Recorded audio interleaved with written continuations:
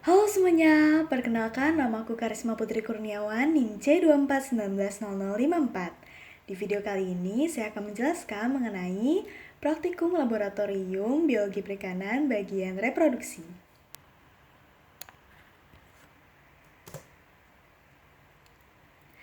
Di bab reproduksi, kita akan belajar mengenai tingkat kematangan gonad dan fekunditas serta diameter telur. Tingkat kematangan gonad sendiri yaitu tahap tertentu perkembangan gonad sebelum dan sesudah ikan memijah.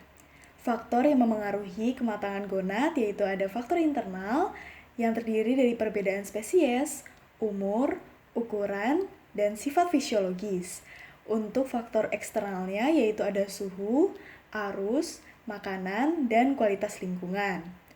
Tujuan mempelajari tingkat kematangan gonad antara lain yaitu memahami tingkat kematangan gonad ikan, memprediksikan waktu pemijahan dan tahapan perkembangan untuk rekrutmen, dan memahami mengenai fase-fase perkembangan gonad.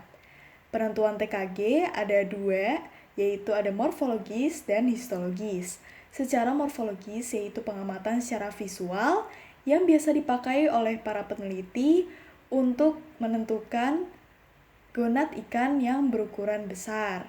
Kelebihannya yaitu lebih cepat dan praktis, kelemahannya tingkat ketelitiannya rendah.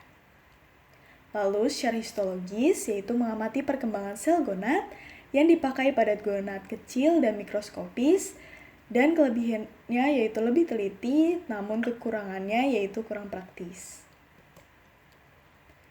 Fekunditas yaitu jumlah telur masak sebelum dikeluarkan pada saat ikan memijah atau disebut juga dengan fekunditas mutlak.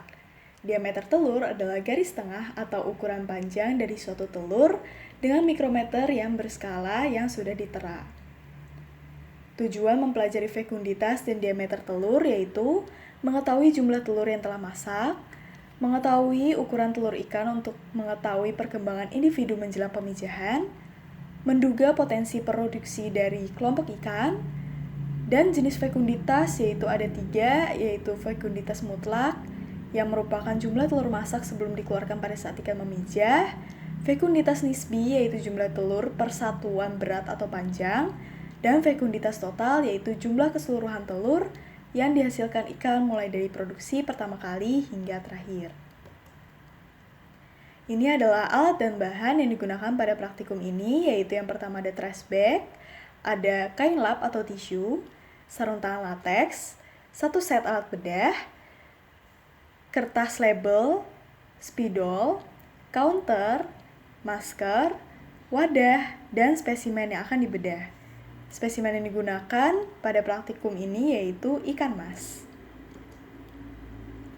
Berikut adalah video dari pembedahannya. Pertama-tama kita harus keringkan permukaan dari ikan mas terlebih dahulu menggunakan tisu untuk menghilangkan lendir yang menempel pada ikan. Lalu kita membedah yang diawali dari anus ke linea lateralis, lalu berbelok ke insang.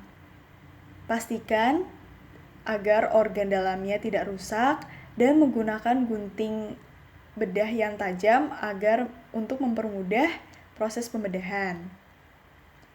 Lakukan pembedahan dengan hati-hati sampai terlihat organ dalam dari ikan.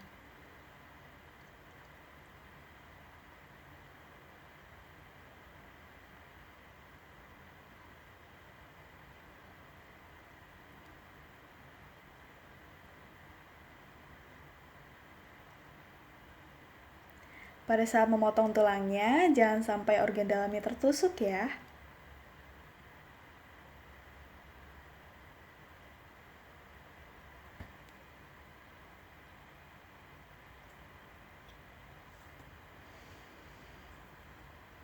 Nah, ini ikan yang berhasil dibedah.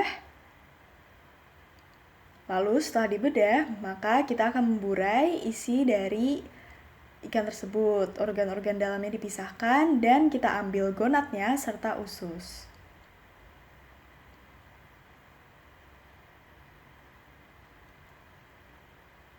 Burai organ dengan hati-hati agar tidak ada organ dalam yang pecah.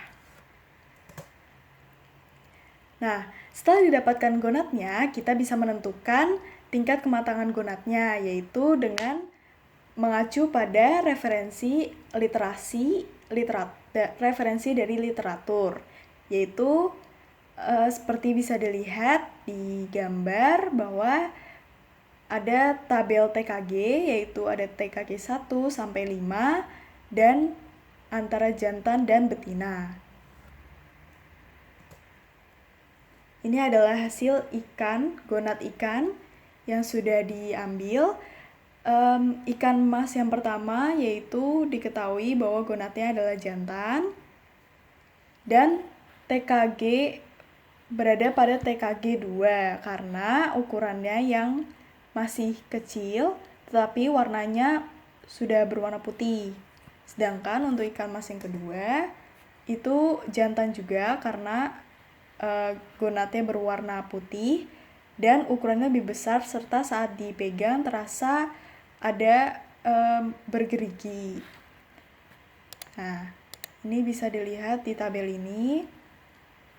Ini tabel tingkat kematangan gonad pada ikan secara universal, sedangkan yang ini yaitu untuk khusus pada ikan mas. Kurang lebih sama, dan di sini ada immature developing, mature developing, ripe, dan span. Nah, immature itu termasuk ke dalam TKG 1, immature developing termasuk ke dalam TKG 2, mature developing termasuk dalam TKG 3, lalu mature atau ripe itu termasuk dalam TKG 4, dan span itu termasuk ke dalam TKG 5. Bisa dilihat sini bahwa di TKG 2 ukuran testis lebih besar, warnanya putih seperti susu, dan telur lebih jelas daripada tingkat ke-1, sedangkan untuk TKG 3, permukaan testis tampak bergerigi dan warnanya makin putih serta testisnya makin besar. Berikut adalah daftar pustaka yang saya gunakan. Sekian video yang bisa saya sampaikan, semoga bermanfaat.